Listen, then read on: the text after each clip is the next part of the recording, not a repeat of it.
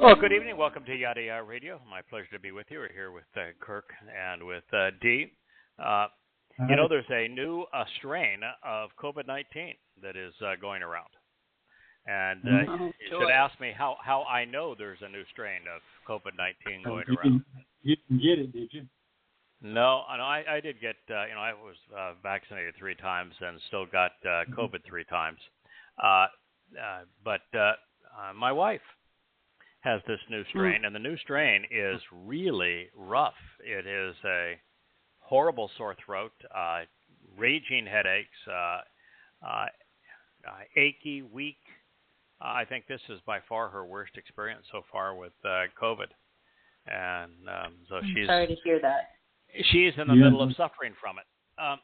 On another subject, I think most of the listeners here in this program know that my wife and I celebrated Pesach 3 weeks ago, and that there are others, including Dee, that are going to celebrate Pesach about a week from now. And in Israel, the rabbinic celebration time is a week from now. No, we're celebrating on the 22nd. So I was just curious with Dee, probing Dee as to, did she know why the Passover that the rabbis moved Passover from the closest new moon to the vernal equinox 2 weeks after it to this particular date, which is 9 days further from the new moon. Do you know why? Yeah. You did explain to me. I didn't prior. Yeah, it's because of Easter. The rabbis do not want Passover and Easter overlapping. So the time that you would normally celebrate it from either an observation point of view or a calculated astronomical point of view would have been 3 weeks ago. But since that overlapped with Easter week, the rabbis automatically change it. They don't tell you that, but that is the plan. Now, I have personally no qualms when anybody celebrates any one of the Moed Mikre, so as long as they're thoughtful about it. And I take that position because Yahweh has made it clear when Hezekiah found a copy of the Torah, read it, and said, "Oh boy, we're in deep doo-doo here. We've got 185,000 of Assyria's worst hanging outside of the walls. Yeah. And we're going to be dead, tortured, and flayed alive here very quickly. And the Torah says that the only way we're going to be protected by Yahweh is to get rid of all the religious artifacts and also to celebrate Pesach, Matzah, and Bakurim as they were prescribed." And he brought in the Loic Cohen priests and said, "This is what we need to do." And they said, "Say what? Can you explain that to us again?"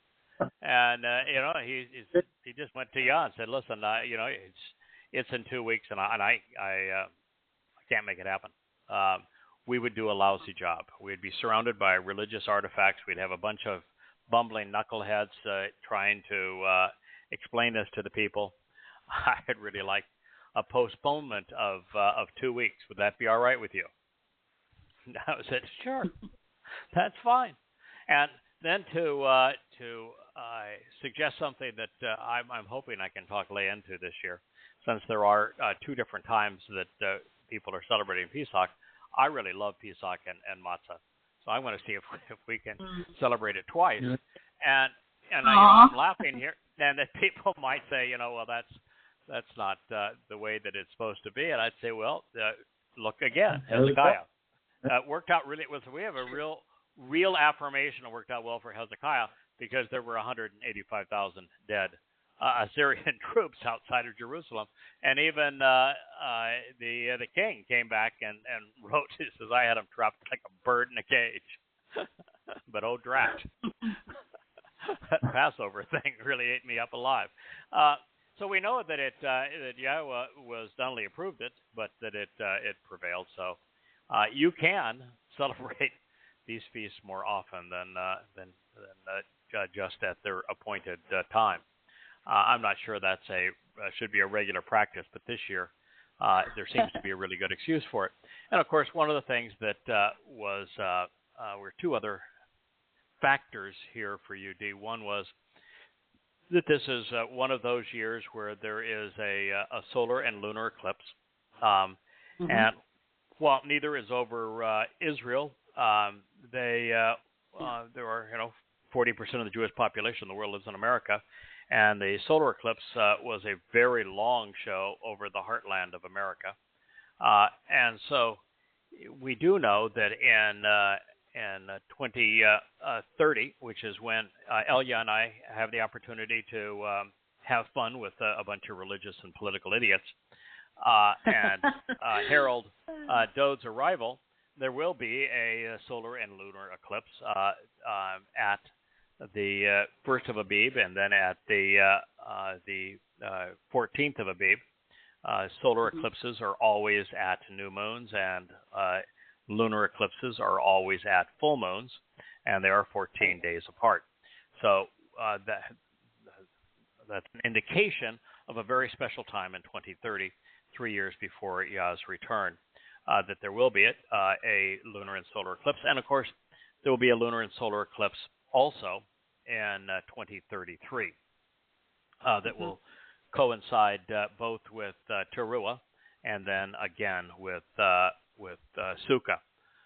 So these events can mark very important times. There was a lunar eclipse, for example, in 33, and a solar eclipse as well. So these things are part of God's scheduling. Now, not everyone matters. It's only the ones that actually overlap key events in his timeline. Right.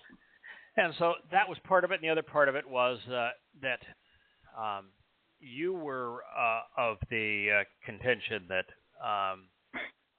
that the time of Jacob's troubles, rather than being the 7 years that most people have calculated, and with 3.5 of it being the most intense, that you think it's possibly a 10-year period, a full decade, with the final 7 years being more intense and the final 3.5 years being exceedingly intense. And there is support for that, particularly when you realize that October 7th, 2033, and 2023, and October 7th, 2033, exactly 10 years apart to the day, mark the day after Sukkah attack by the Muslims that set the world on fire against Israel, and the beginning of Sukkah in year 6000 Yah, and they are exactly to the day 10 years apart. So there is thoughtful reasons to make these conclusions. As we go back into the Mizmor, I did receive an email this week from a husband and wife that said, how old do you think Dowd was when he returned for the second of his 3 lives, when he came back to fulfill Pesach, Matzah, and Bikurim? And my initial response was, it really doesn't matter, so we're not told specifically, because of the uniqueness of this event, where all of the description of what was going to occur and what did occur was provided anywhere from 700 to 1,000 years in advance of the event. So we already had a full explanation of how Pesach, Matzah, and Bikurim were going to be fulfilled. So you could dispense with the whole idea of disciples. You can dispense with the whole idea of a New Testament. You don't have to have, and there's no benefit whatsoever of him starting out at, for example, the last time he started out at 8 years old, which was when Yahweh anointed him. There's no reason for that. there is my thinking was that because he was anointed for the second of 3 times at 30 years of age, that 30 would be the most likely age based upon, there's no other reason we'd be told a clue like that.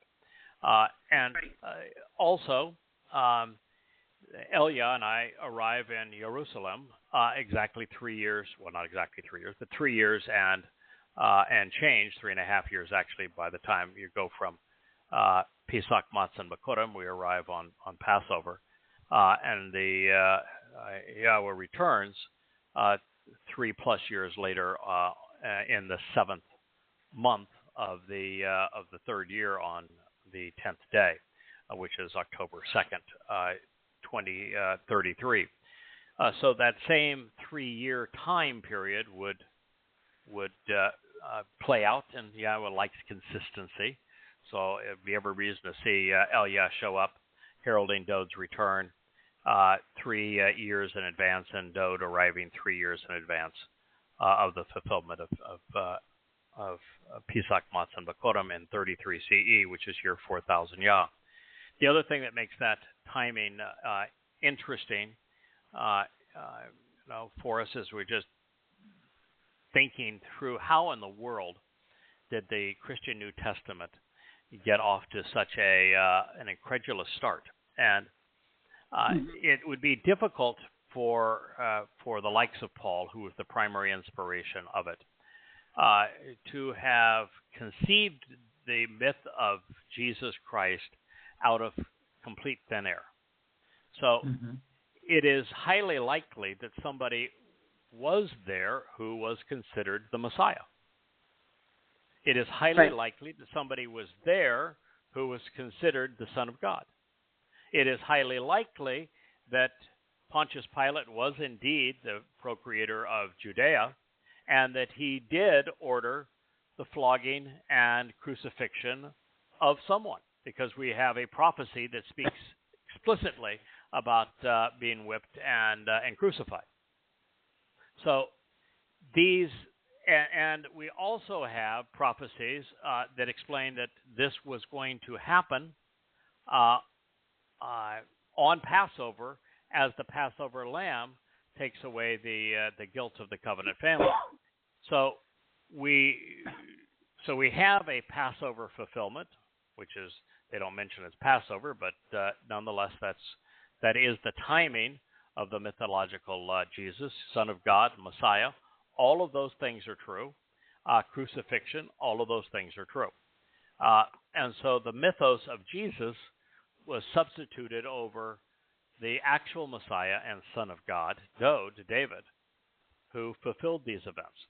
Now, that being the case, there are a few things in the so-called Christian New Testament that ring true. Well, 2 anyway. One of them happens to be the Sermon on the Mount. And what you find is the Sermon on the Mount is one of 2 things in Matthew that aren't plagiarized from the 3 other Gospels. And the other part is the Olivet Discourse. And come to find out, both the Sermon on the Mount and the Olivet Discourse were kept by a Jewish group of Jews who Ebonim is what they referred to themselves as, based upon one of the Hebrew words that was used in the Sermon on the Mount. And so they referred to themselves by that name. They spoke and wrote Hebrew. They wrote down the events of the Sermon on the Mount and of the Olivet Discourse in Hebrew. And we know the book exists because it was mentioned by several people who cited snippets from it. And it is the basis of those 2 uniquenesses of the book of Matthew.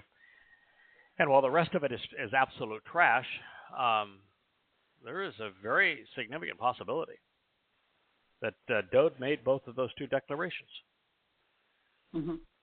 Wow. So, and there really isn't anything else that you would say, well, what else would be valuable? What else would you want to know that you don't already know through the Mizmor, particularly 22:88, 1, 2, 3 here and 4, the 89th, and Yeshayah 53, and Yeshayah 9 for that matter. So we're given all the insights that we need to have to understand the fulfillment of the event. But I do think those two things are likely to be Dowd speaking, and all the rest was just a replacement theology. Very much like Rabbi Akiba created the false Messiah and Bar Kokhba, son of a star, which is where the Jews get the Star of David myth. And so I think that that they were trying to explain what a Messiah and Son of God was doing, fulfilling Pesach in the Yobel year of 33 CE, 4,000 Yah, and the best they could come up with was 100 years later, Bar Kokhba, just as the Christians, Paul particularly, came up with Iusus Christou. Replacement theology through and through. Mm-hmm. Yeah. Anything you want to add, either of you, to that? We'll get back into the Mizmor. Just where do you get stuff like this except here? Yeah. Yeah, it's really interesting stuff. It is interesting stuff. It's fun to think about it, and the reason that I like talking about it, and just a uniqueness here, but in about 2 or 3 weeks, 3 weeks probably time, I'm going to be switching to questioning Paul, which will be called Twistianity, and I'll be writing 2 new long chapters for Volume 1. One will be a variation of why you, why me? Why are we having this conversation? And what right do I have to be speaking to you about these things? And the second will be the short version of the life of Dowd and him serving as the Pesach AL, because you have to know that, because everything else is a corruption of it. And so that has to be stated right at the beginning, and then you laid out the cards as they fall from there. And so part of what I'm going to have to convey is what parts of the myth were likely true, but based upon Dowd and corrupting, replacing him with a myth, and things like the virgin birth, a lie. The dancing fetuses with John the Baptist, a lie. The whole John the Baptist episode, a lie. So a trip to Egypt, probably also a lie. The crucifixion, true. I think the Sermon on the Mount is so anti-Christianity that it's hard to imagine that there wasn't a source for it that was anti-Christian. And the same thing is true with the Olivet Discourse. So I think those things were likely true. Disciples, probably not. Walking on water, probably not. Transfiguration, probably not. But then you kind of get to the okay. So what's left, and you'd have, what is the possibility that some of what Yahuchanan wrote could have been accurately reflected, since he didn't spend much time on anything. He kind of begins his story very near the time of the crucifixion and the fulfillment of Passover, and then the rest of it details what was discussed thereafter. So, I have a question. Interesting choices. Yes. Are you suggesting that Dowd's second arrival, he wasn't born of woman, and that was all in reference to his initial lifetime? Or are you saying that he would have gone through the normal human process, being born, because he was of the same genetic line, but that his mission began at 30? I'm just trying to clarify. Yeah. The first time Dowd arrives, guess what we're not told? What? His mother. His parents. Yeah. We don't. Yeah. Yeah. His mother. Well, we know his dad. Yeah. His dad was really a dunder. His dad was a dunderhead. His dad had a name though that had merit, because the name explained really what Dowd's mission was going to be, to stand up and be noticed. But he has no mother. It's silent, completely silent on that issue. And then, I'm not saying he didn't have a mother. It's just that his mother is meaningless. So that would also mean that if he had a mother in the second arrival, it would have been meaningless. I mean, the whole mythos of Mary, is based on Astarte and the Queen of Heaven and the Mother of God and all that kind of Babylonian pagan rubbish. Mm-hmm. But no, if I am, we're not told this, but my best understanding would be there would be absolutely no reason to have the King of Kings, the Messiah, the great orator and prophet, sit around as a baby and as a teenager and hang around for 30 years. Seems to me that Yahowah created a body just as he did with Adam, put a Dowd soul inside of it. That is interesting. And say, here you go. Yeah. So that's considering my Adam was the one being redeemed as well, by the skinsman. That's incredible because, that study I did in our Pack Shed about the DNA being preserved through that lineage all the way to Dowd. That's really cool. Yeah, there is a prophecy that speaks of his DNA being preserved, and we could use his DNA to create a 30-year-old man. Wow. Dowd Thank soul you. inside, and there you have it. Now, and you might say, well, that sounds odd to you. Well, what do you think? He's going to come back as the King of Kings on Yom Kippurim, and he's going to be a little baby that his mommy's going to get, and we're going to wait around 30 years for him to grow up while nothing happens, twirling our thumbs. That's funny. So, if God, he's going to come back a whole lot more amped up on his third arrival. Oh, yeah. But and we're not coming back as babies either. But wouldn't it make sense that he arrives the first time the normal way, but there's no fanfare at all the first we hear of him? He's 8 years old, and his father is poo-pooing him, and we have no mention of his mother.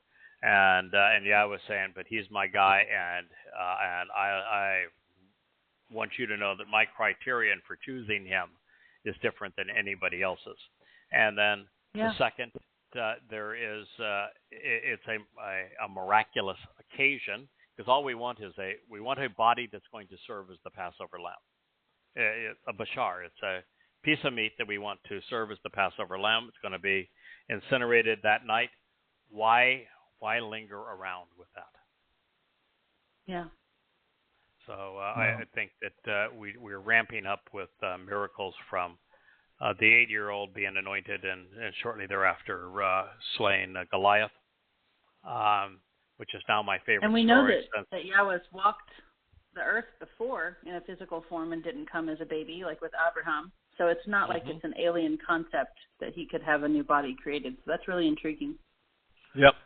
So anyway, that's my thought on him. And Yahowah recognizes what Einstein pointed out to us, that energy and matter are the same things. They're just different amounts of the same thing. So when we move from where we are now to our eternal state, we are going to become energy-based beings, with our soul comprising the reservoir of our attributes and abilities and personality. In a energy-based state, we have the ability to maneuver through the various dimensions, all the way up to 7 dimensions. We can explore the entire universe. We can be immortal. We can genuinely be perfect. We can be infinitely smarter than we are now, and more powerful and capable. But we can at any time dial down a portion of our nature into matter to enjoy a walk in the park, a swim in the ocean, a walk on the beach, a good meal, like Passover. And so since that is absolutely possible, and the equation to do it is straightforward, it is E equals MC squared. And Dowd is going to come back as this kind of energy-based being, and we are going to become, like him, energy-based beings. There is no reason whatsoever why God couldn't use E equals MC squared and deliver Dowd as a 30-year-old with his DNA and just take some of that the spiritual energy and convert it into physical energy and matter. So this is not well, makes a lot of it may sense. be difficult for us to wrap our brains around. It's not a difficult concept from where we are anticipated to be here beginning now less than 9 years from, or just 9 years from now. So those are my thoughts. By the way, we've said this before. I'm going to say it again. There are certain things that I'm emphatic about. Yahweh's name is Yahweh. We know that there are 5 conditions and 5 benefits of the covenant. We know that there are 7 Moed Mikre. We know that the first 4 were fulfilled by Dowd, and that they enabled the 5 benefits of the covenant. That Dowd is returning on Yom Kippurim in year 6,000. There's things that we are emphatic on and say this is true. God has but one name. The 2 most important people in the human history are Moshe and Dowd. Full stop. It goes way downhill from there. And so there are certain things we'll say. There are other things which will say that as you learn and you get to know Yahweh and you study his Torah, prophets, and Psalms, that you develop an appreciation for his nature, for his plan, for the way he likes to do things. And it's in that process that we come to see things like, for example, Abraham's and Yishak's dress rehearsal, harbinger, if you will, for Pesach, exactly 40 Yobel, 2,000 years later, in exactly the same spot. Now you understand why there's so much of a repeated conversation about, Father, yes, here I am, my son. And then Yahweh saying, don't take the life of your son, your only son, the son that you love. I'm going to provide the lamb. And so you get right to, well, the lamb is going to be the Son of God. And that lamb is going to be here in exactly 40 Yobel. And it's going to, because this event was to confirm the covenant, it's going to enable the covenant's benefits. And so God's most beloved, oh, by the way, Dowd means beloved, is going to serve as the Passover lamb in that spot exactly 2,000 years thereafter. So you can make conclusions based upon the clues when you come to know God and the way that he likes to paint pictures and tell his story. So when I say that I think he's going to be 30 years old and he started at 30, I can tell you that if you want to disagree, you are more than willing or fine to do so. But also tell you that when something really resonates, and there's so much of it that rings true, like starting at 30, what I typically find is that before long, we'll stumble on an affirmation of it that we just didn't see until we had that mindset. And then we'll read it and say, oh, well, there it is, right there. So, and again, we are growing as a covenant family. So there are things that are fun for us to talk about particularly about Dowd as our Savior and King. They're fun to talk about. And so long as we are thoughtful about it, these are good things. I was talking to my good friend Joe on the phone today, and he was talking about, one of the things that's very unique about this work is most people, when they make a mistake, they are defiant and they don't want to admit it, and they most certainly won't go back and rewrite something they wrote 20 years ago. We're eager to do it, We are growing, and you're learning, and if we said something that we later learn is better said another way, we're very happy to go back and work it through. Right. And we just try to do, and the other thing he said is that most people are afraid to publish something, to go out there and put your name on something that you know is not perfect. And my deal has been all of my life that perfection, first of all, is not achievable by us humans. And second of all, it's always a bad value. It takes too much time to have a perfect result. So even, Dee, when you're creating your timeline, I say, create something that you're proud of, that's your best effort, that you think is really quite good, makes a very significant contribution to our understanding. Then publish it, put it up for people to benefit from, and improve it over time as you learn more and you are able to do so. This is, I'm constantly updating it. Constantly. Yeah, and that's exactly the way that I think we should be working. Is as we learn more, we update what we have previously written. And right now, the person that's cringing is Jackie, because she has the responsibility for following through on all of that. Actually, she's not cringing at all.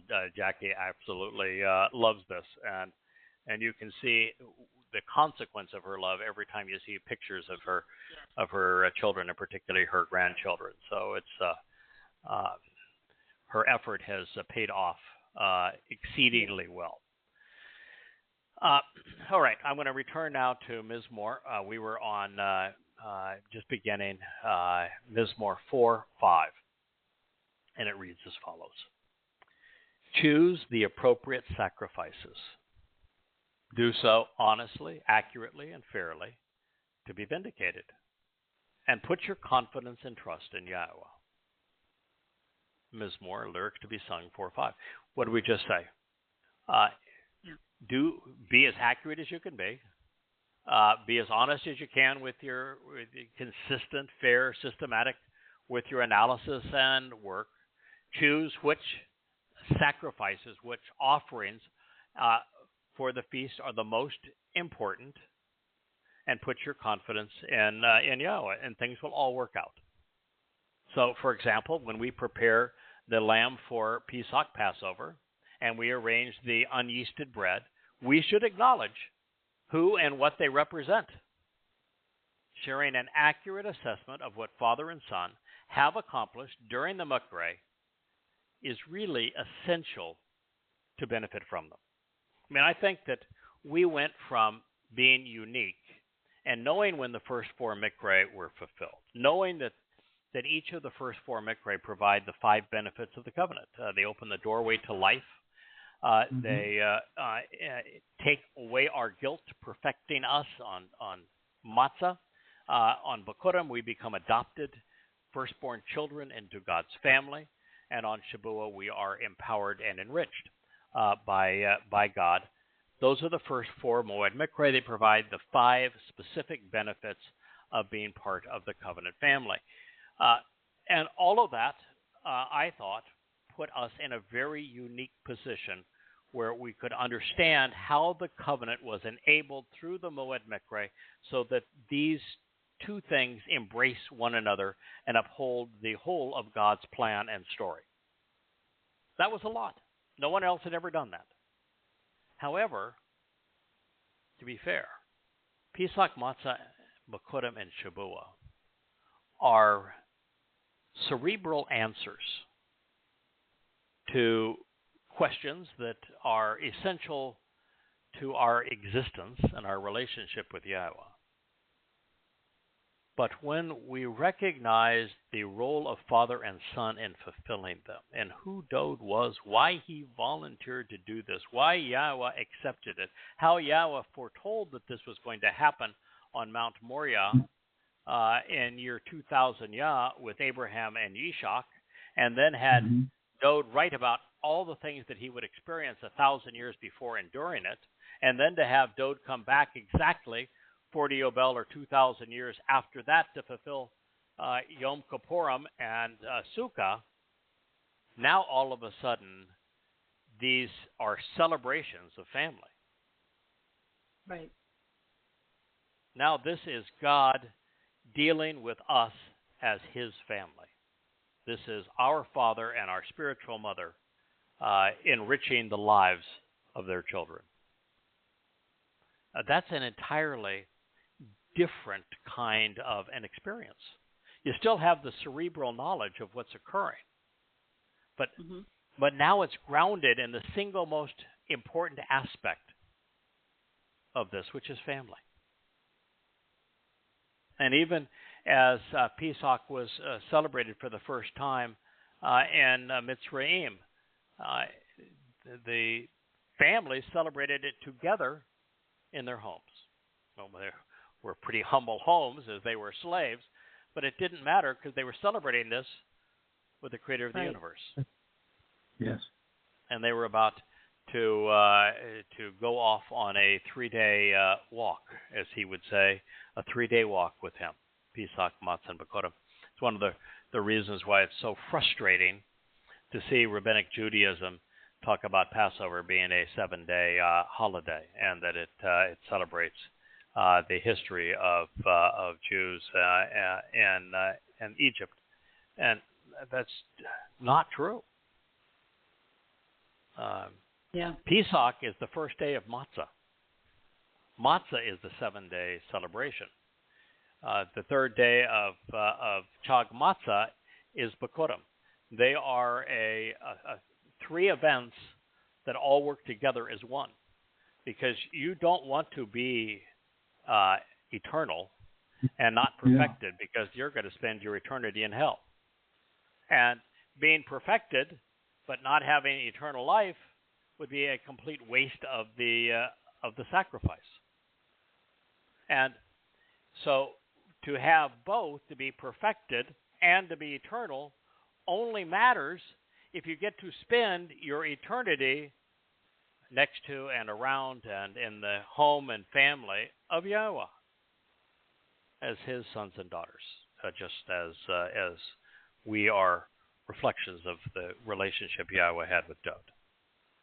That's why with Moshe, you don't hear God speak emotionally to Moshe.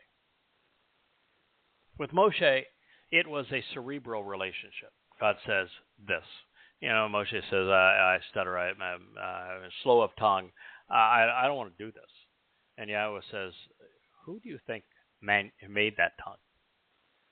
Do you think that since I made the tongue, I might be able to make it work for you?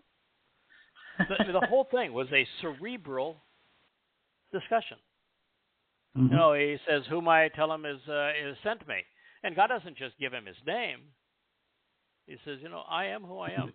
Asher, Haya, Asher.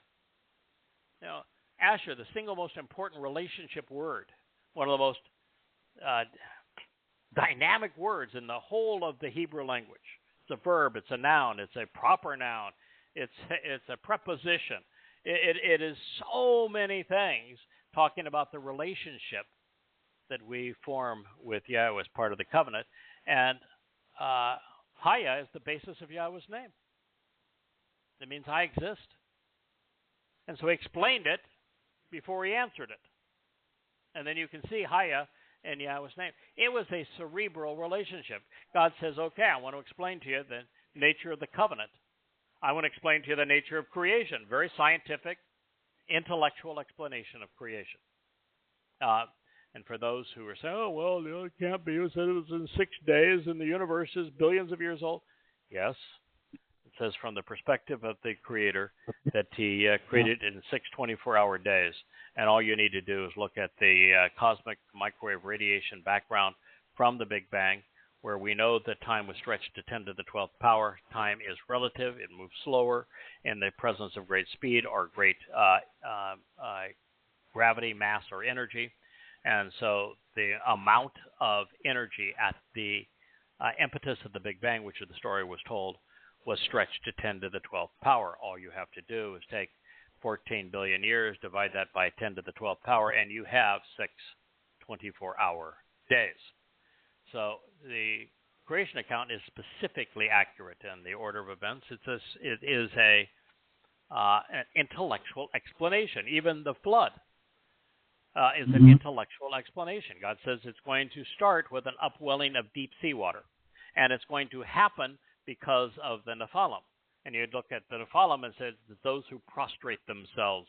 It is those who are political and religious and exceedingly vicious. And then he uses Hamas to explain the nature of those people, which means they're acting like terrorists. And so it's a cerebral explanation. Then God goes into to explaining the whole nature of the covenant experience with Abraham, and even the enactment of the covenant on Mount Moriah, and exactly how all of that was going to relate to his fulfillment with his son. By the way, how many days walk was it? 3. Took them 3 days to get there. Took Dowd 3 days from the time that he arrived in year 30 to 33 to fulfill Pesach. So, it was a cerebral explanation, and then he gets into the Moed Mikre, and each one is specifically explained. This is what I want you to prepare in terms of the meal. This is what these things represent. This is going to be the benefit of it. This is the timing of it. All cerebral explanations. Then comes Dowd. It's personal. It's relational. He is my son. I'm his father. They're passionate.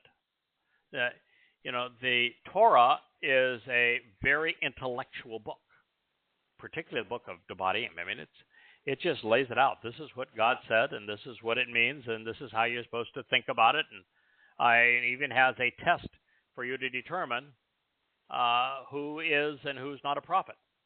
And one of the most amazing things about Debarim 18, where the test is, do you know what comes before that test?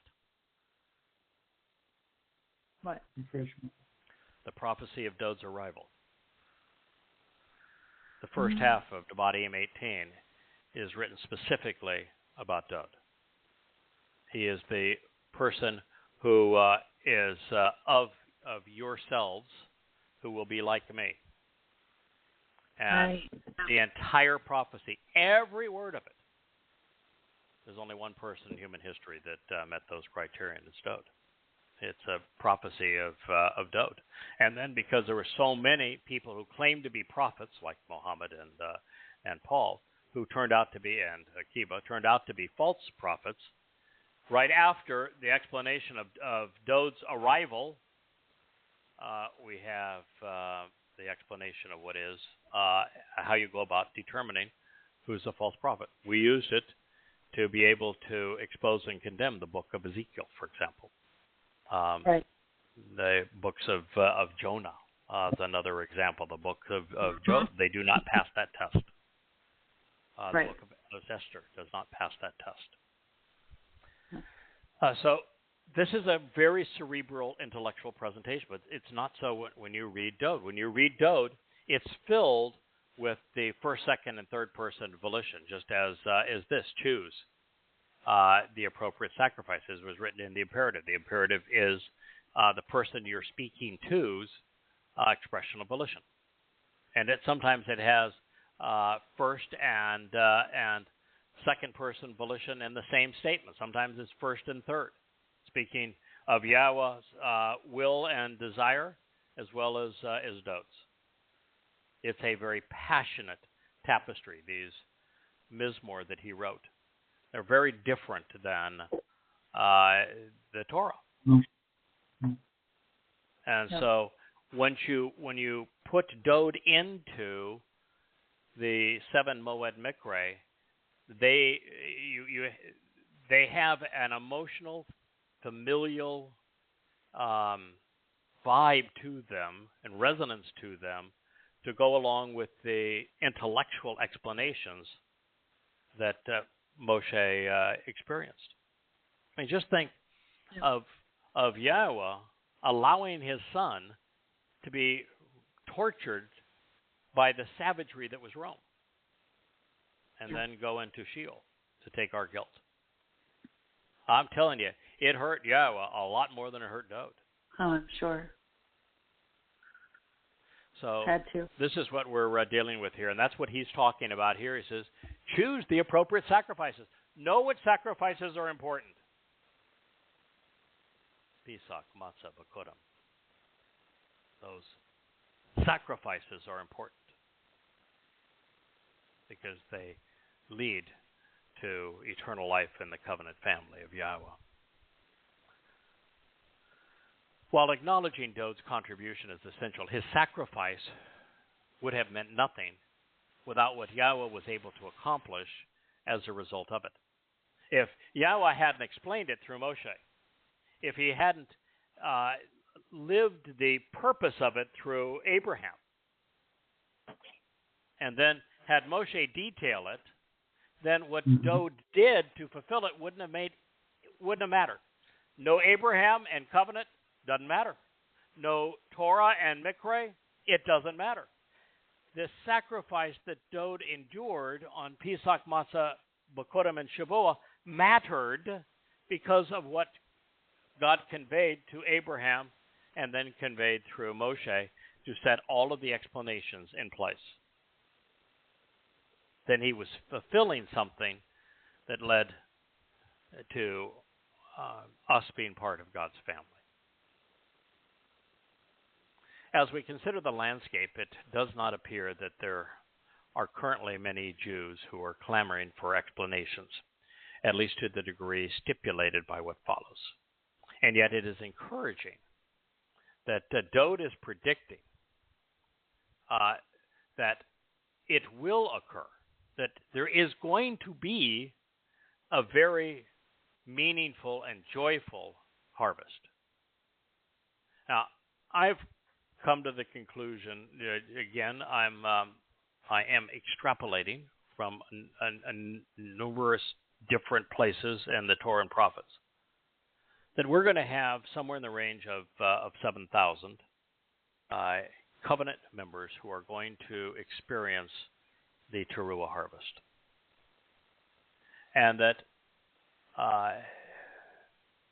between now and that time, which I think will be in 2029, which, it's 2024 now, so we're only talking about 5 years, that over the next 5 years, that is the best that we as a covenant family are going to be able to achieve with this program, with the Yada Yah series of books, the Yada Yah website, the various and tremendous efforts to publicize it, Dee in social media, Steve and his many YouTube and other accounts, and all of the people, Steve, that do these things. Mike is helpful as well.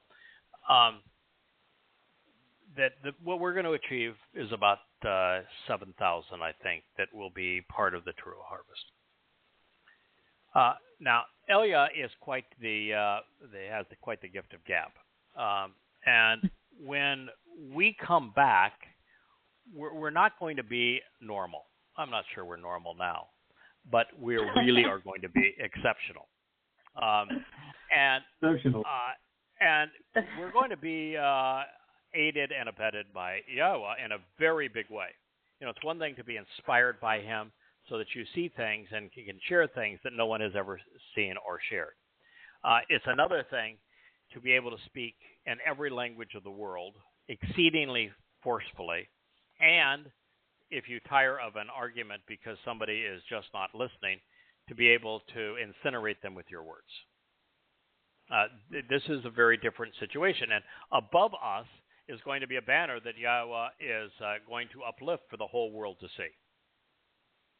And we are going to be surrounded by Malach, so all the people that are trying to do us in are going to find that it just doesn't work out very well when you're doing Yahweh's work. And so it's going to be an exceptional experience, and I think we're going to be given some liberties.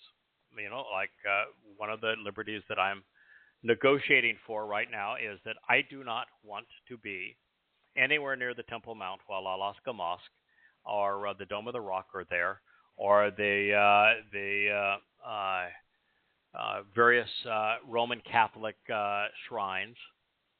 I don't want to be there I don't want to be around those things. They give me the creeps. Right. And so I want to destroy them. I know I'm not building a new temple, nor is Elia, but I would sure like a laser show that shows this is where it's going to be, and so there's a beautiful backdrop and no scar. And so I think that's a reasonable request. But I think that we're going to have fairly extraordinary capabilities, and the reason I share that is that 3.5 years later, I think the number of Yehudim and Goyim that are going to be in Israel, excited to welcome Dowd and Yahowah back, although we're going to all be crying our eyes out at this moment, but excited to welcome them back, is going to be between 70 and 77,000. That's my wonderful news. Yeah, those are the numbers that I think make sense. So here's Mizmor Psalm 4:6. A great many, Rob, a very substantial number. Now this is after you said, okay, I want you to understand the significance of the sacrifices. Well, we're now pointing to his return on Yom Kippurim. A great many will ask, is the one who will choose to reveal to us that which is good, useful, and beneficial? Who is the one who will choose to reveal to us what is good, beneficial, and useful? You and I want to lift up upon the light of your presence, Yahowah. Now, lots of different ways to interpret this. My favorite is that at this point in time, we are the ones who are sharing with Yisrael and Yehudim that which is useful, good, and beneficial, pursuant to the sacrifices and Dowd's role in them. So a great many will ask, who is the one who will choose to reveal to us that which is good, beneficial, and useful? I think this is the reason that God has hundreds of prophecies speaking of the specific role we are playing. He wants Jews to know it. He wants them to know why God chose to witness to them through this individual and to those covenant members around him. You and I want you to lift up upon us the light of your presence, Yahowah. So what is this individual and the covenant family working with him conveying about these sacrifices? Is that Dowd is the fulfillment of them, and that as a result, Yahowah's light and his presence will come upon his people. So what we're learning and sharing is going to contribute to this period of enlightenment. After all, by being a lone voice, the singular herald, sharing the good and beneficial message must be prior to the two witnesses. So this is Dowd looking at what's going to happen prior to his return. Let me tell you something. Dowd's a prophet. He volunteered to fulfill the most important prophecies in human history. And Yahowah showed him exactly what was going to happen. Now, we read in the prior Mizmor of Dowd asking the question, how long are they going to be mistaken about what I've done? So he knows that humankind created three religions that all go about replacing him with a myth. Mm-hmm. Now, he's not going to make that sacrifice unless he knows that somehow it's going to count in the end. And so he's a prophet. God showed him how it finally resonates. He showed him that somebody is going to finally figure out that he did fulfill these sacrifices and explain why he did it, when he did it, and what he's returning to celebrate the benefit. Dowd saw all of it. He knows exactly what we're doing and why we're doing it and the result of us doing this.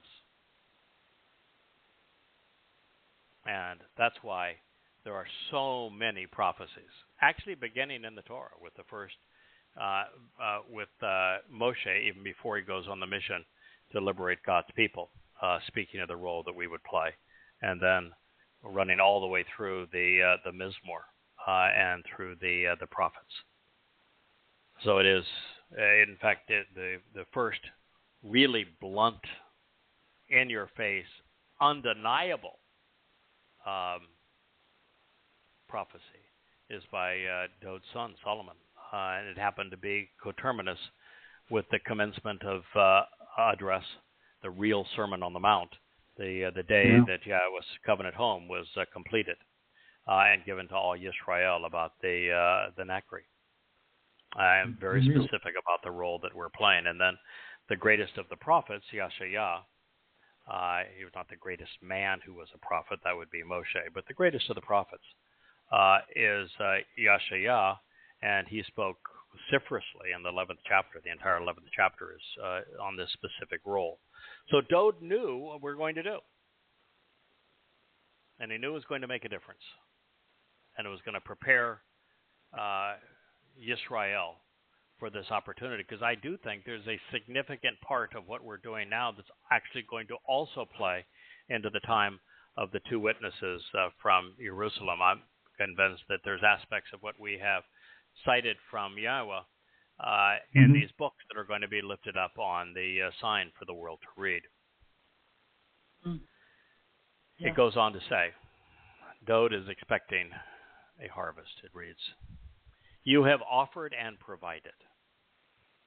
Great joy in my heart, more than the time their multiplying grain and their new wine will abound, increasing significantly, Rabab. So you have offered and provided, Nathan. Now that's an interesting verb, because do you know of anybody named Nathan? Yeah, I do. Mm-hmm. He appointed Dowd.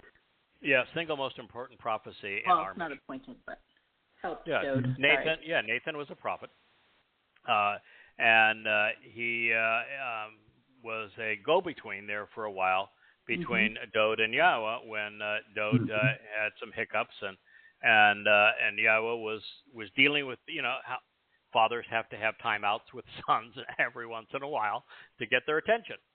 And they have a little timeout. Samuel 7 was Nathan, right? The cornerstone stuff. Yeah. That was Nathan. Nathan is the guy that relayed what is the single most important prophecy as it relates to Yada Yahowah, because it explains exactly what Yahweh was doing, building a house and home for his son, and how his son is going to serve as the King of Kings, and how this is all going to transpire from 3,000 years ago, 1000 BCE, all the way to year 2033 CE, which is year 6000. It's all laid out by Nathan as a prophet communicating for Yahweh in 2 Samuel 7. You have offered and provided, Nathan, great joy, happiness, and a desire to rejoice. That's really all we have ever asked for. Well, I'll say it's all I've ever asked for. I want Yahweh happy with the results of Yom Kippur. I just do. That's my life is dedicated to a singular thing. I mean, that might sound awfully simplistic, but it just is. I want Yahweh happy with the results of Yom Kippur. I realize that it's a battle against Islam. It's a battle against Christianity. It's a battle against Judaism. It's a battle against progressives. To get the ear of God's people, to earn their trust, such that they come to learn about Yahweh, what he's offering and expecting in return, and that they're there to celebrate the ultimate family reunion. We're the only ones calling Yisrael home to this event, and only one calling them away from Rabbinic Judaism and progressive mythology, as well as from Christianity, and to keep them safe from Islam, such that we can get their attention and that they're there on that day. And so if there's no one there, then we lose. Then there's nothing for Yahweh to come back to. Then he has a prophecy that's not fulfilled. Satan wins. And so we're up against, fortunately, a dunderhead. Satan is, having just recently translated the Quran, I can tell you that Satan is really dumb, and he's inept. So we're not exactly fighting against superpowers here, but that's the foe we're up against. He needs a shutout. He needs to win it all. All Jews have to be either dead or estranged from God. And we only need, technically, two to prevail and be there. A Yehudim, a Yehud, and a Yisraelite. But that's not going to please Yahweh. He didn't go through all of this for two. And he's never been impressed with numbers. He would have been happy with just Adam. He would have been happy with just Dowd in terms of a relationship. But Dowd is coming back to a wonderful family reunion, and I think there's going to be 70 or 77,000 people there, and I think Yahweh and Dowd are going to be pleased with that. And if they're pleased with it, then we get the ultimate reward, the greatest reward you could possibly have, knowing we gave it our best effort, and we did something that brought great joy to Father and Son. That's a life well lived. And so that is every day at 5 o'clock, I get up to go do this. That's my motivation, is I want Yahweh happy with this result. I want his Son elated with this result. And we know that we're very reliant on both of them to make this happen. But we are making our contribution, and we want it to resonate and result in this way. And this is a wonderful affirmation of that. Mm-hmm. You have afforded and provided great joy. So he's saying, they're going to ask, who is this person that is doing this? And then the next statement is, you have offered and provided great joy. And my heart, which means, and from my way of thinking, the way I've analyzed this, the way that as I exercise good judgment about what's occurring here, this result makes me happy. We've just come out of Dowd being utterly frustrated that humankind has perverted and corrupted and replaced his great sacrifice and spit on it. And now he's saying, no, at the end, I'm going to be happy about this. And I'm more delighted than their multiplying grain, and their new wine will abound, increasing significantly. Sometimes I'm criticized just for it's a little thing, and I don't want to come across as defensive here, because I'm really not defensive, but I like to point out the reasons that I make certain choices. I always include with Pesach not just the lamb, but also the matzah, because I view that Pesach is correctly the first day of unyeasted bread. So we always have the matzah, and I always serve a glass of wine. And I've had people say, why you're mentioning the wine? It's not listed in the ingredients that Moshe presents for Pesach. Oh, here you go. What's with the grain? The wine. So you've got, I think, all three things at Pesach and matzah. The wine represents the blood shed by that Passover lamb. Sure. And he bled for us. I view it as fruit of the vine poured out. Yes, and fruit of the vine, absolutely. And number two is that olive oil that has been spiced with the bitter herbs represents our spiritual mother, the Ruach Kodesh. Yeah. and the role she plays, and this whole process as we become God's sons and daughters. And what is the grain?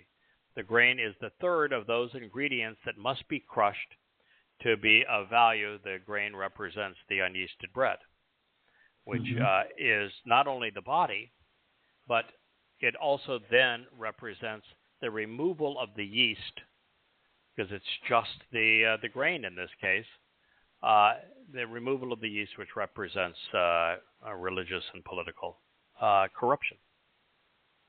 So all of these elements are together. And he says they will abound, increasing significantly. Rabab. They're going to be numerous. They're going to be abundant. And Dowd is thrilled.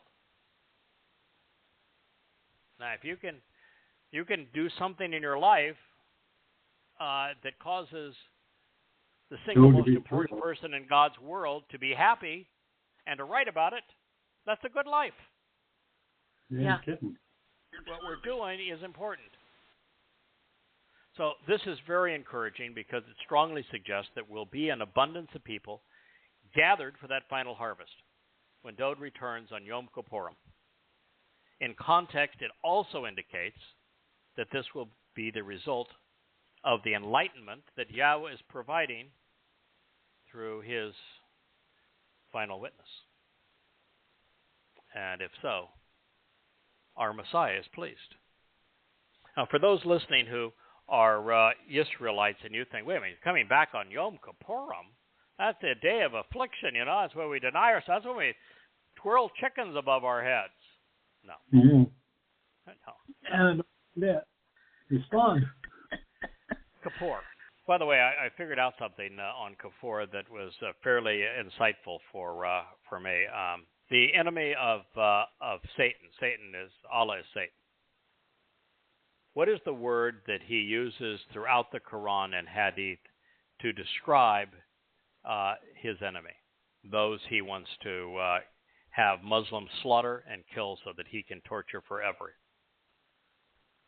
I don't know off the top of my head, and I've been reading it. It is kafir. It is kafir. Yeah. What is kafir? It is the basis of Yom Kippurim. Kafir is those who have been reconciled. This is the day of reconciliation.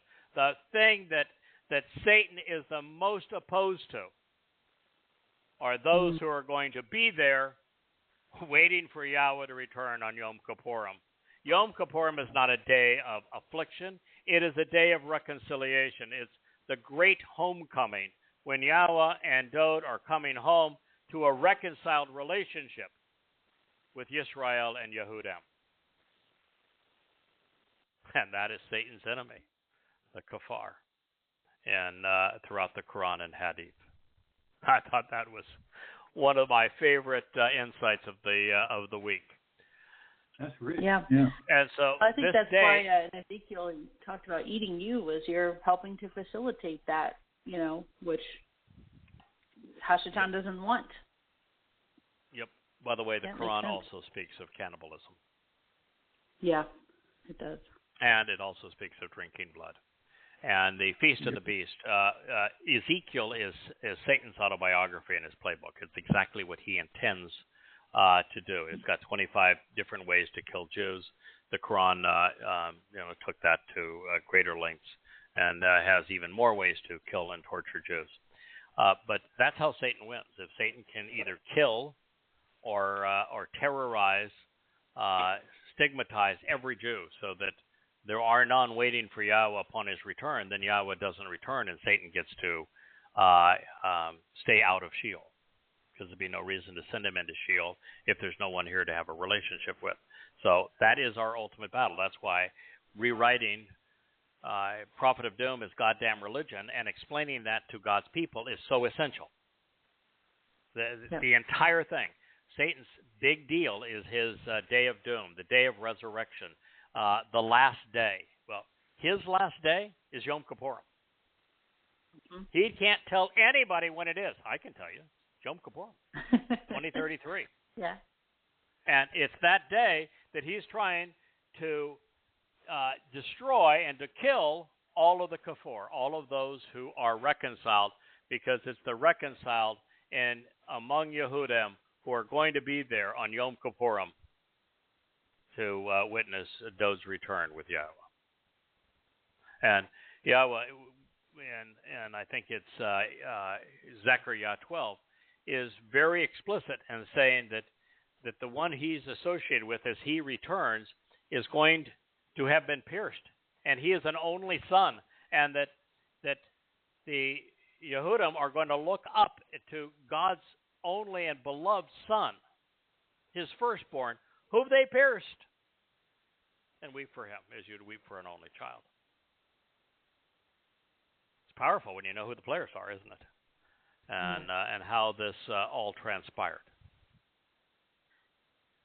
This is a deism, so I hope you don't mind me saying, but I have told you I think you are the bull of Bikurim and the bull of Shabua, and Eliah would be the goat, in my opinion. I know that doesn't mesh with everything you've said, but when you talk about approaching with the proper sacrifices and we realize who the lamb is, someone, the bull and the goat are facilitating this leading up to Yom Kippurim, and the entire menu is the plan of Yahweh's bringing home his people. It's a really beautiful metaphor.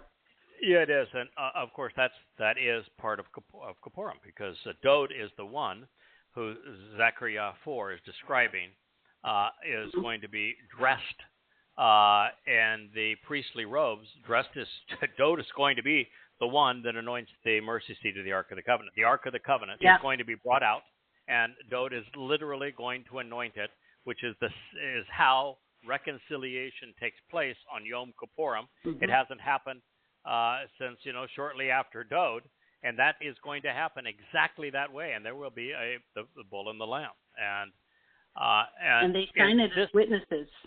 Yeah, and in this particular case, you look at personalities. I have a very bullish personality. You are the bull. Yeah, I've sure.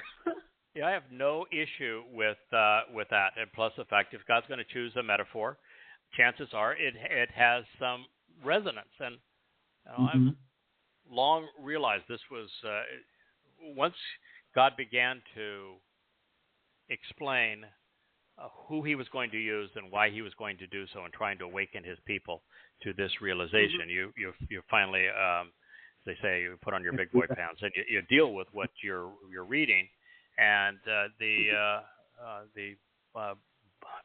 bull metaphor does make some sense, and it also makes some sense in that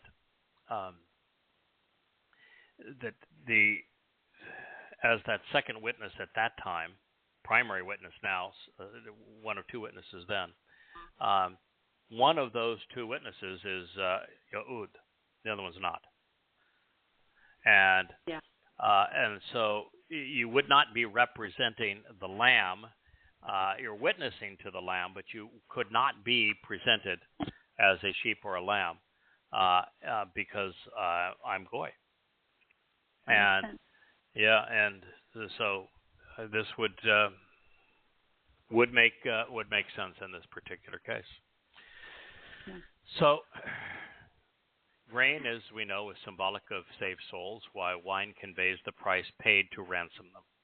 Over the centuries, very few have been counted among those in Yah's storehouse, but this will soon change. And all three of the metaphors that Yahweh uses speaks of people who have been crushed. If you haven't been challenged, you have no character. Dee, we were talking about some of the challenges you were facing in your life now, and I have gone through mine. And Kirk, you have gone through yours. If you haven't faced a challenge, particularly in your family, then you're not prepared to understand what God is dealing with Yisrael, how God relates to his people. You gotta, and you don't have the character to stand up. And, it's not everybody's idea of fun to have 10,000 death threats because you're so bold in telling people the truth that they don't want to hear. And to me, that's I have no issue with that. So you develop a sense of confidence from having been put in a difficult situation and come through it. You know, how are you going to talk to people who are depressed, which is going to happen to every Jew as they're hunted around the world, unless you have been depressed and you know how to beat it? And you know, I learned when you know, it was a couple of month, 3-month period where I was really depressed. I had lots of reason to be, and I found out there is a way to beat it, and the way to beat it is to make your life matter. Is stop worrying about what happened to you and to start focusing on what you can do to make life better in a way that is meaningful for others. And absolutely. It is the ultimate fix. You don't need any drugs. I never took any drugs. You don't need any drugs. Yeah. The ultimate means of resolving these problems is to get out of yourself and get into the opportunity that makes a difference. And if you can make a difference for God's people, if you can do something that makes God himself smile, if you can do something that brings joy to our Savior and to our King, then that's a very worthy endeavor. Truly, yeah. Gives me purpose. I know that. Yes.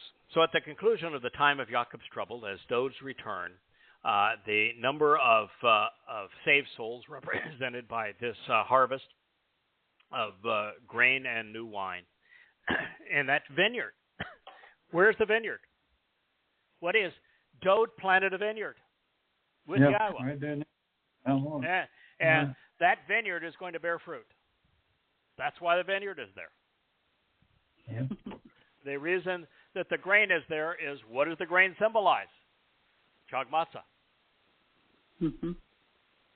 So it's all here for our edification.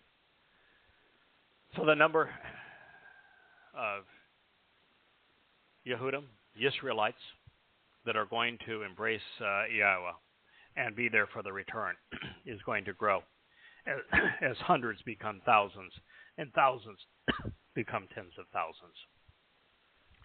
Now, should anyone think that 1 in a million among 8 billion people isn't a significant number to impress a king, Yahowah was satisfied with the 2 in the garden. He was happy with the 8 on the ark. Abraham and Sarah made him laugh. With one son, Yishak, he made a covenant. Jacob's 12 sons started a family. We were made in God's image, and the human family are typically small. So I'm here to tell you that God would be happy with a handful of sons and daughters. But our experience and his experience and the benefit of Dowd's tremendous sacrifice is so much better if they're tens of thousands.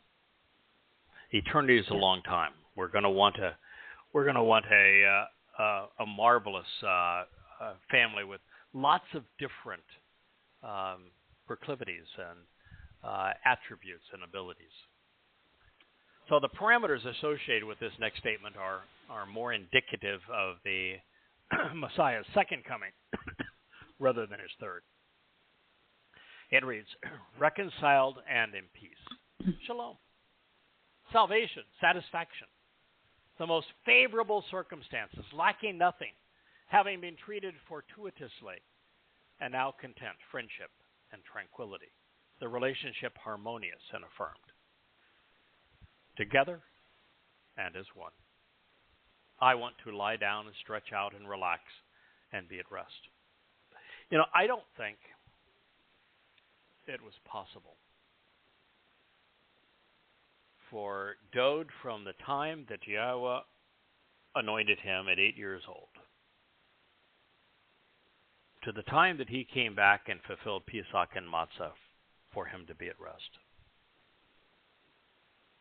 I think that with both of the two great Zeroah, with Moshe and Dowd, Yahweh got the most out of those two men that humanity can offer. In fact, I think that both of them, by the end of their lives, were spent. And I think that in Dowd's case, it wasn't just that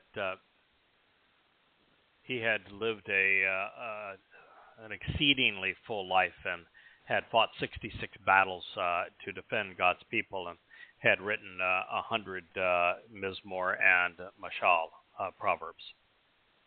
It was that he knew that he had done so many things that he could have done better, and that he had this wonderful opportunity to fulfill Pesach and Matzah, but he knew it was going to be agonizing to do so. And I don't think he really rested until it was over.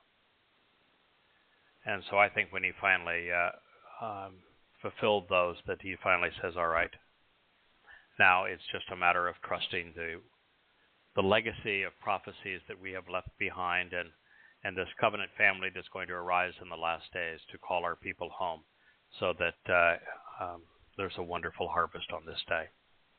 So I think he is at rest now. And I don't even think he was at rest really until he foresaw what it was that we were going to do with his words to awaken his people and bring them back home. Indeed, this is because you alone, Yahweh, with absolute certainty, will cause and enable me to live, dwelling in a particular place during a certain period of time. So Dowd during his life, knew that Yahweh was going to bring him back, that he was going to dwell for a certain period of time, that it was going to be associated with the grain and the vine, the wine, therefore Pesach and Matzah, that it was going to be part of an enormous sacrifice, and that when that was done, he would be at rest because he knew with absolute certainty that Yahweh was going to cause it to happen. And even here, this particular statement was written, you will cause and enable me to live, dwelling in a particular place during a certain period of time. Yashab ani. You will cause me to re-inhabit this place, to establish a dwelling with me by restoring me such that I am more like you, Hifel, imperfect. God is acting upon Dowd so that he will be reestablished to restore life such that father and son become ever more alike. That's beautiful. It's powerful, isn't it? It is just, it's all there laid out for us, waiting for us to capitalize, waiting for us to share. And I want to make this point really clear. Over the 3,000 years between the time that Dowd wrote these words and the time that we're speaking to you this evening, no one, not a single person, has recognized what we're sharing with you.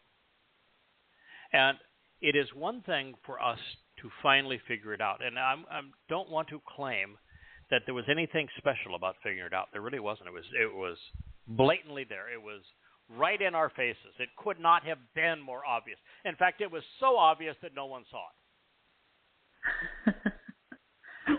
So I'm not taking credit for finding it because it was really obvious. But the thing that matters is the sharing it with conviction. To be in a place where we could write about it in a book that explains why it matters. After writing volumes upon volumes upon volumes about the terms and conditions of the covenant and how they are fulfilled, and then writing about each of the 7 Moed Mikre and what they represent and how and when they are fulfilled, and then to read how Dowd has stated that he's going to be the living embodiment of this. And have all of those books ready to support all of it. So you've got the entire house built, and now you're turning on the light on the inside and saying, this is what the party that Yahweh is inviting you to. And the entire grand home and edifice is already constructed, with every aspect of it visible to be seen and read and understood. That's what makes this so special. And then to be able to so confidently, so boldly share it with God's people. And then to have so much of it coalesce. This beautiful presentation of the website, the rewrite of all these books and how collectively they serve as a singular family.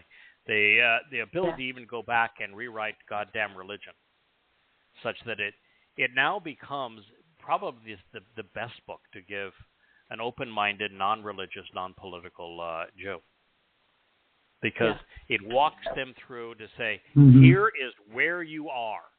Here is why you are here. Here is what you must accept and understand if you're going to survive these next 10 years. And to give them enough to say, listen, if this goy learned all of this and invested all of this time and took a risk to tell me this and explain how it all fits into Yahweh's testimony, I think I need to read the rest of what he had to share with me. And I want to go on the same journey.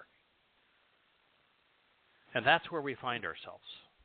And that's why this mizmor and this line is so important. It's about the passion to which it is shared and the enthusiasm to herald Dowd's return in his role. So it is through context and by making the connections that we come to understand. So let's reassess where we have been. And as we do this, we're going to stop broadcasting, but so many of our listeners tonight are on the phone, and they will continue to be able to listen, and this will continue to record and become part of the archive of this show. So we're just going to go right through the transition from broadcasting to recording. So in context, if we were to reassess where we have been, Dowd began this song by revealing that a very troubling time of confinement was approaching for him and for Israel. Both. He is the living embodiment of Israel, and that confinement that he would endure on Matzah is the same confinement they will endure as we move forward in the time of Yaakov's troubles, which even Sar, the word for troubles, means to confine, which is going to happen when the two-state solution is imposed. And in both cases, those who are invited to be called out for having been correct will be afforded a vast and expansive dwelling place, with the 7 dimensions of heaven and the 6 dimensions of the universe. This is the result of Yahweh fortuitously listening to Dowd's request to intervene and resolve the issues spoiling the relationship. Now, as much as I want to give Dowd credit for figuring out that this was the best way for him to earn our respect in eternity and to be an effective leader of God's people for all time, and also for him to resolve the issues really of his own family and son and his people. He didn't come up with it entirely on his own. Nope. Dowd was a student of the Torah. He wrote the 119th Mizmor, where he took each of the 22 letters in the Hebrew alphabet and explained the Torah alphabetically with 8 statements based on each of the 22 letters. Dowd figured out what we figured out. He's much smarter than I am. And so if I figured out that what Abraham and Yishak were doing on Mount Moriah represented the fulfillment of Passover by the beloved Son of God, I can guarantee you, Me knew. Dowd figured it out. Yeah. And so all that was left for Dowd to do was to say, I get it. It's the right call. I want to do this. And that's what context provides. So cognizant of the magnitude of what Father and Son are offering, Dowd asks, how long and for what reason will humankind negate and disavow his gift? Disrespecting and devaluing what he has accomplished. He calls the religious misappropriations and replacement worthless myths. Judaism, Christianity, Islam, total fantasies based upon irrational lies and deceptive misconceptions. He's speaking of the unknown Messiah of Shabat and the mythical Jesus Christ of Christianity. By contrast, Dowd asserts that it's essential to understand that Yahweh has dealt with him differently than anyone else. The realization that he, as Yahweh's chesed, steadfastly loyal and magnanimous one, has been replaced and disavowed by religious myths so astonishing and perturbing that we should be sufficiently agitated that we're provoked to anger, lest we too miss the way and mislead. That's one of the beauties of goddamn religion. It provokes us to anger. Mm-hmm. And you can't love, you can't protect a family unless you are disgusted by those things which are threatening to it, mm-hmm. including genocide of God's people. So we're asked to exercise good judgment and to declare these realizations, continuing to do so for as long as we are awakened to this profound and transformative truth. And in this case, it's the single most valuable discovery in human history. That not only did the covenant's terms and conditions get explained by the discussions that Yahweh had with Abraham, knowing that there's 5 benefits and 5 conditions, and that it was all explained as to how it was going to be enabled on Mount Moriah 4,000 years ago. But that Dowd explained his role in fulfilling Pesach, Matzah, B'Kodim, and Shabuah so that we would understand how God was going to deliver these benefits.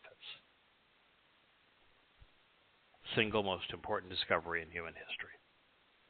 Because there's only one way out of this experience alive that is worth taking, and that's to benefit from the covenant and what Dowd did to enable us to be part of God's eternal family. This understanding that his body would serve as the Pesach El, as his soul removed the fungus of religious rebellion during Matzah, represent the sacrifices that we should confidently trust and rely for our vindication with Yahweh. However, the realization that Dowd has done so would remain unknown until this writing 10 years prior to his triumphal return. Acknowledging that there would eventually be a yearning for the truth, Dowd reveals that many will come to ask, who is this one who will choose to reveal that which is so beneficial to us? At which time the prophet acknowledges that Yahweh will enlighten those who seek to be in his presence. Dowd's going to enlighten some too, because he's coming back as brilliant as the sun. Light him up. The realization that there will be a great harvest with a number of saved souls, and that increasing exponentially, stills Dowd's soul, causing the one who sacrificed so much for us to rejoice. And it is in this context that we approach the prophet's concluding statement, announcing reconciliation and salvation as a result of Father and Son being in one accord in this manner. So Dowd is ready to lie down and rest for a while, knowing that Yahweh will, with absolute certainty, cause him to live again, brought back to this place at the right time to provide reconciliation and salvation. Reconciled with Yahweh over what they had decided he would accomplish during Chag Matsah, and again on Yom Kippurim. Father and Son were in complete agreement. Dowd could rest, content that his soul would be awakened and would live for this day. Together, they would reestablish a home for Father and Son, for Yahweh and Yisrael, for the covenant family. Consider this declaration your invitation to join them. It was written by Dowd on your behalf. The realization that Dowd was speaking of his nephesh soul being revived to serve in this capacity is made evident by the fact that he has dispensed writing in the first person singular, masculine, because our consciousness is feminine. Isn't that interesting? He's giving us a different perspective of who he is at this moment. By way of making the connections to understand exactly what Dowd was describing in Mizmor 4:8, we don't have to go far because he explained the connection between Shakab, relaxed, and Yesen, slept, in Mizmor 3:5. So, to understand it, let's return to Mizmor 3 for a moment. It reads, a Mizmor song of Dowd, the beloved, upon his fleeing from the presence of Absalom, reconciling father his son. Yahweh, what is the extent and why the increasing number of my adversaries and troubles, and of me being confined and harassed? A great many rise up against me. The preponderance of the people are saying, of my soul, there is no salvation for him or through him with God. Pause and consider this. You, Yahweh, are a shield all around me and a source of my deliverance, my manifestation of power, my attribution of status, and the one raising my head, first and foremost from the beginning. I communicated audibly, calling out to and summoning Yahweh, and he answered me from his set-apart mountain. Pause now and consider this.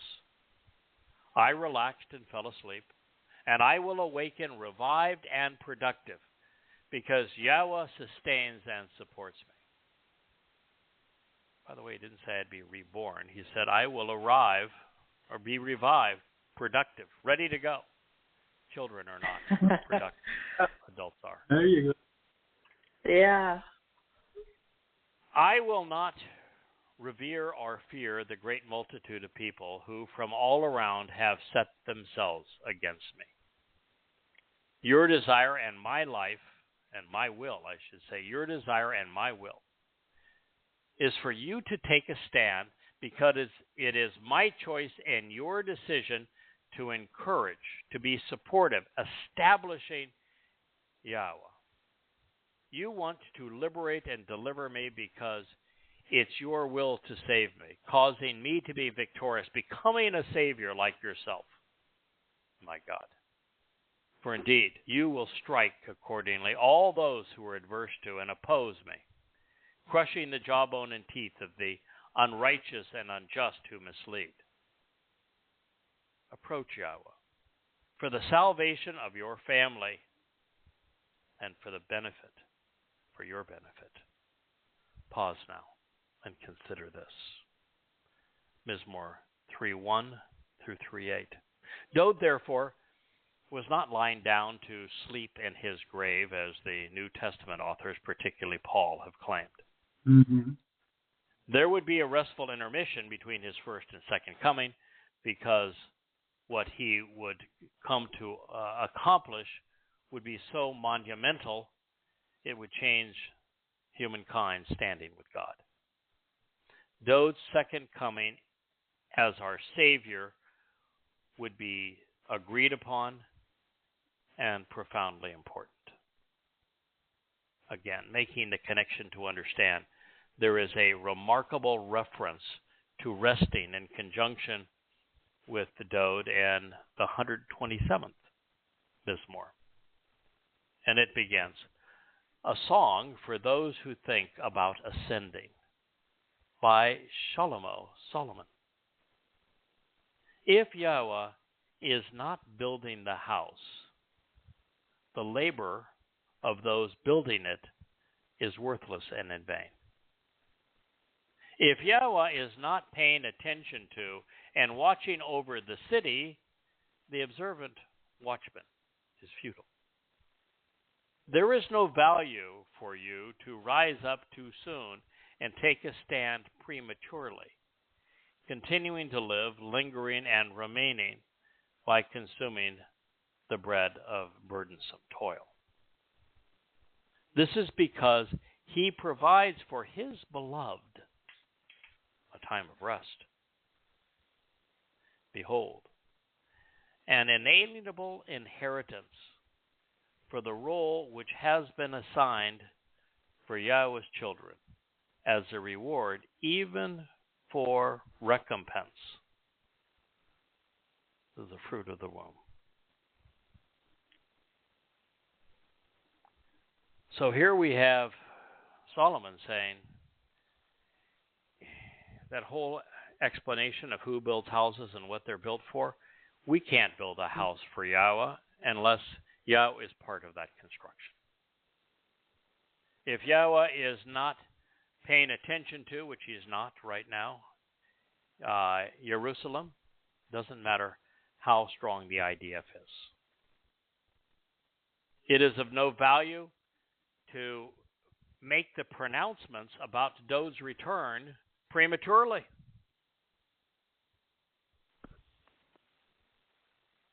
And this is because he provides for his beloved a time of rest.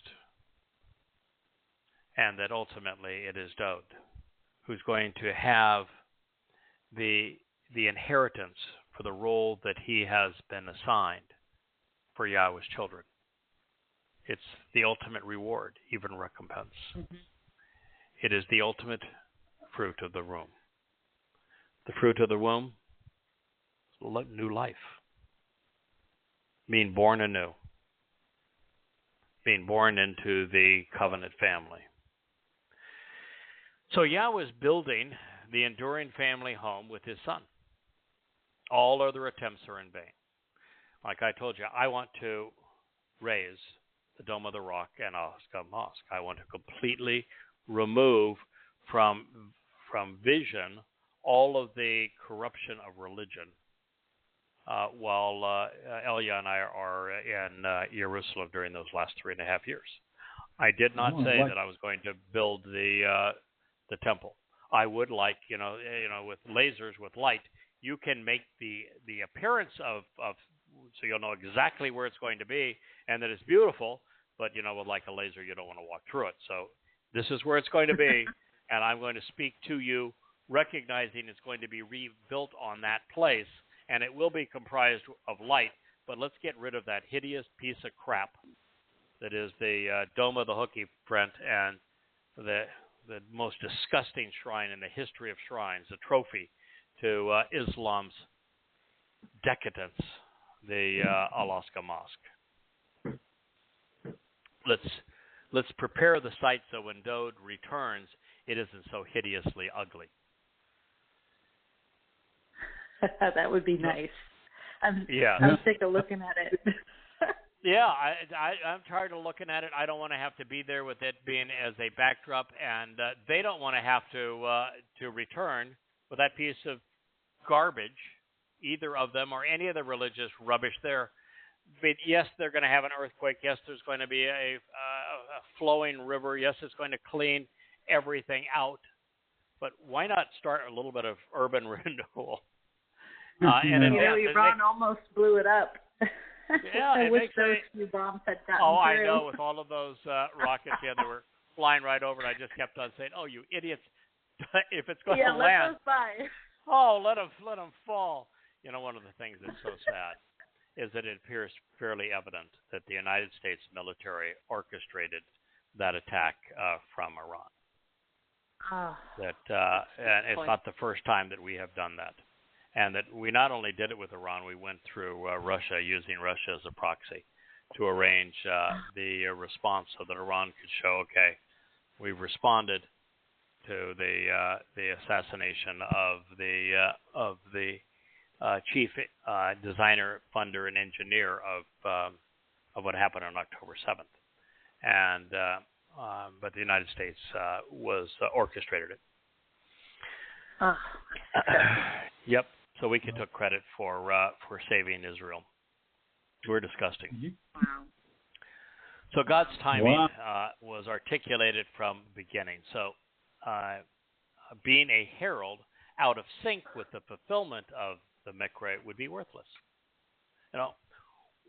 We started this 22, almost 23 years ago. We've got 10 years to go, 9 years to go.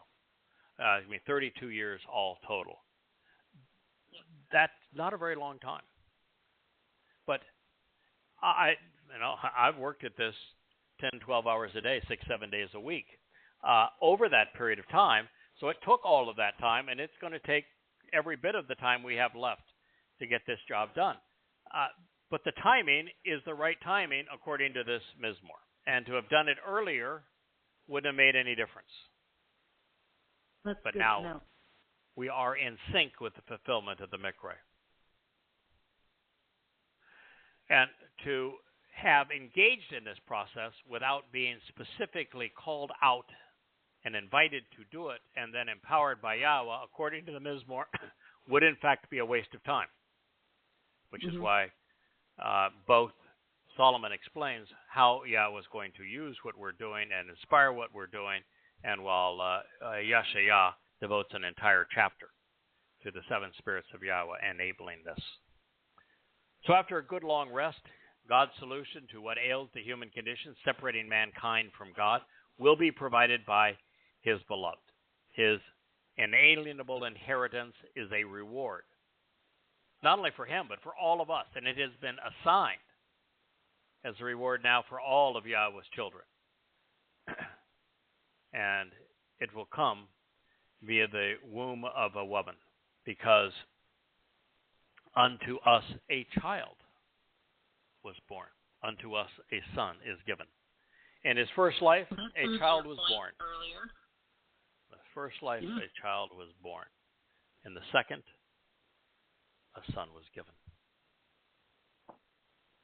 That proves your The son's not given in the third. Dowd comes back as the King of Kings. His life is not being offered to us. Third, he is our king.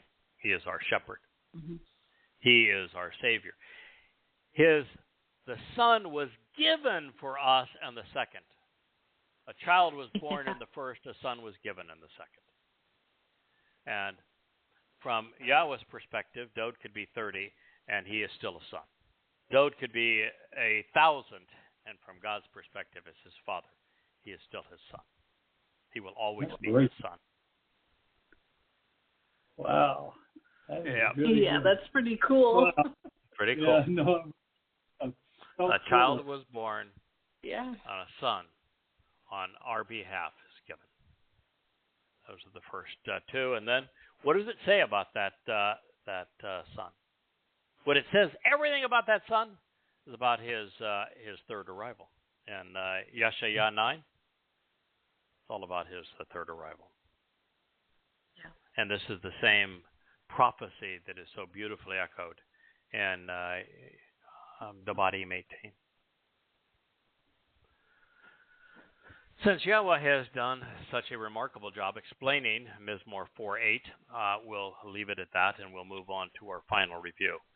May we all benefit from these inspiring words, and I'm going to share the fourth Mizmor, and that'll be the end of our program this evening.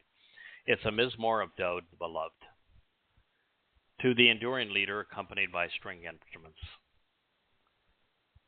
With regard to my announcement to be called out, to be invited and welcomed, while reading and reciting aloud, answer me, Almighty God, of my vindication and of me being right.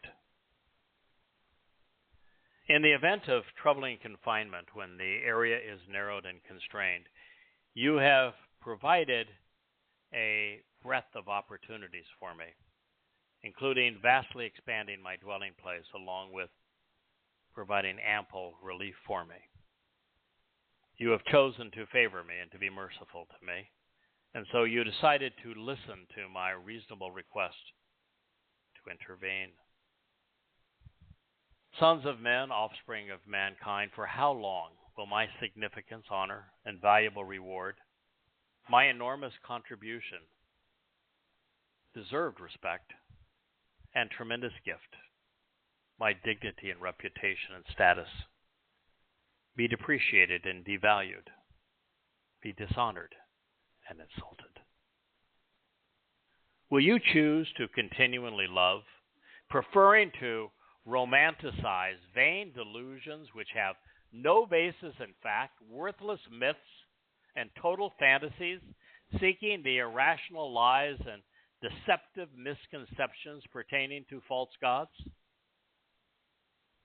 Pause now and contemplate this. By the way, now I have my lead-in for the rewrite of Questioning Paul as Twistianity. You want to explain what really happened and how he is exceedingly disappointed at the falsification of what he has done and the false religions that grew out of his sacrifice? This is it.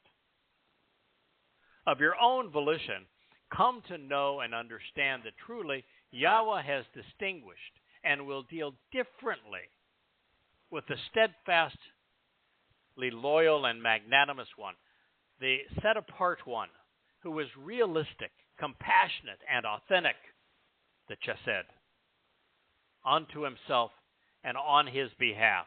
Yahweh listens when I call out to him. Of your own accord, you should be agitated and angry, astonished, anguished, deeply perturbed, and provoked. And yet don't miss the way, be mistaken, or mislead. Choose to declare your conscience based upon your intellect, and thus from the heart, exercising good judgment, continually until you lie down, and then rest knowing you achieved what you could. Pause now and contemplate this. Choose the appropriate sacrifices, honestly, accurately, and fairly, to be vindicated, and put all your confidence and trust in Yahweh. A great many will ask, who is the one who will choose to reveal to us that which is good, useful, productive, and beneficial? You and I want you to lift up upon us the light of your presence, Yahweh.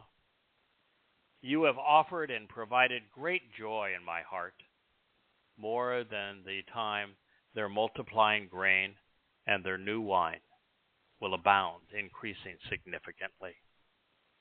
Reconciled and in peace with salvation, in the most favorable circumstance, together and as one in a unifying reciprocal agreement, I want to lie down and stretch out and relax and be at rest. Indeed, this is because you alone, uniquely, to the exclusion of all others, withdrew and set apart. Yahweh, with absolute certainty and without risk or vulnerability, yourself will cause and enable me to live, dwelling in this particular place during that certain period of time. That is the fourth Mizmor. What a treat for the eyes, for the ears, for the mind. Oh, gosh, yes. When this is read in conjunction with the first three Mizmor, Father and Son have made their plans known to us, and they are transformational. Mm. It is the greatest treasure ever shared. And when I say that no one should be given credit for figuring it out, because it was right there, presented clearly to us. All we had to do was render the words accurately and come to know them, yada, and then make the connections to understand being said. As these four Mizmor tell the story of Dowd coming to realize that he had the opportunity to do something that was more important than what any human had ever done. Fulfill the Moed Mikre and enable the benefits of the covenant and the reunion of God's people. And he did. Yes. And he told us all about it. And so did his son, and so did Yasha'yah, the greatest of the prophets. And so we celebrate what Father and Son have done. We celebrate the covenant. It's 5 conditions and 5 benefits. And I've shared with you what the 5 benefits of the covenant are. There are 5 conditions. The 5 conditions are also benefits for us. The first is to disassociate from Babylon, where religion and politics were first integrated, where truth and lies were mingled together to confuse and to confound. Walk away from your country, from the association with human cultures and human nations, politics and religion, and then walk to Yahweh and allow him to perfect us through what Father and Son have done, particularly on Matzah. Trust and rely on Yahweh and not on the IDF, not on the Likud political party, not upon the rabbis. Trust and rely upon Yahweh. Come to closely examine and carefully consider the terms and conditions of this covenant relationship. Is the 4th condition to be part of God's family. And then he asks us as parents to circumcise our sons on the 8th day so that they remember Zakar, and we remember to raise our children to be part of God's family. And whether our children are those who are listening to us as adults around the world, particularly Jews, or they are our natural born children. That is what circumcision is all about. It's about making this separation at the point that life is conceived, to be distinct, to be special, to be set apart unto Yahweh. Those are the 5 terms and conditions of the covenant. The first of them is the one requirement. We must do it before God will even give us the time of day, before he will even allow us to begin to engage in a conversation with him, which is to walk away from religion and politics. You cannot be a progressive Jew and be part of that remnant who's going to celebrate Yahweh's return with Dowd. You cannot be a religious Jew and be part of that remnant. The first requirement is to disassociate from those things. And the second is to recognize there's only one we can trust, which Dowd has been emphasizing this from the beginning. It's Yahweh. And it is the 4 Moed Mikre that were fulfilled by Dowd in year 4000 Yah, 33 CE, Pesach, Matzah, Bakorim, and Shabuah, that provide the 5 benefits of the covenant, where we become immortal, living forever, where Dowd on Matzah removed the guilt from us, the representing the yeast, taking it with him on his soul into Sheol to deposit it there, never to be seen again, making us appear perfect in God's eyes because all of our guilt has been removed, such that on firstborn children, Bokorim, we become part of God's family, just as Dowd celebrated his release from Sheol and reunion with his father. Such that 7 sevens later, we are enriched and we are empowered. This is the day also that the Torah was revealed to Moshe. And we are enlightened by God's teaching and his guidance. That's why when the covenant is renewed on this day, year 6000 Yah, as the sun sets October 2nd, 2033 in Jerusalem, at the fulfillment of Yom Kippurim, Yahweh will place his Torah guidance inside of us. It becomes literally part of the fabric of our lives. And this is how the covenant is renewed and reaffirmed, enlightening us, teaching us, guiding us forevermore. This is the fulfillment of the Moed Mikra. It's what they represent. It is how the covenant's benefits were fulfilled. It's how the Bereth and the Mikra work together. It's how father and son work together, because Dowd is the living embodiment of the covenant, and he was the fulfillment of the invitations to meet with God. It is one cohesive story, and it is told brilliantly through the Mizmor. And that's why it is so wonderful that of all the books that were saved for us to read amongst the Dead Sea Scrolls, there are more of the Psalms than any other. The single longest scroll, most complete, is the Great Psalm Scroll. It is also the one that is the most different from the Masoretic text, because the rabbis have done everything they could do to write the Son out of God's story. And that's what made Christianity possible. Christianity isn't possible if the rabbis had not removed Yahweh's name, or if they hadn't written Dowd out of this story. Those are their 2 most grievous mistakes that made Christianity, which came to haunt Jews for 2,000 years, possible. And it was their selling of Talmud stories, which were incorporated wholesale into the Quran, that made the Quran appear like it was an Abrahamic religion. Well, they were sold to Muhammad by rabbis in Yathrib. And when they mocked him for saying that Allah had inspired the stories that they had sold him, Muhammad silenced them, perpetrating genocide against the Jews in Arabia. And so the religion of Judaism created the 2 greatest adversaries for Jews, Christianity and Islam. And they're the ones misleading Jews and keeping them from knowing Yahweh today. They are the greatest threat. The greatest enemy of God's people is Judaism and rabbis. And that's why the first condition of the covenant is to walk away from Babel.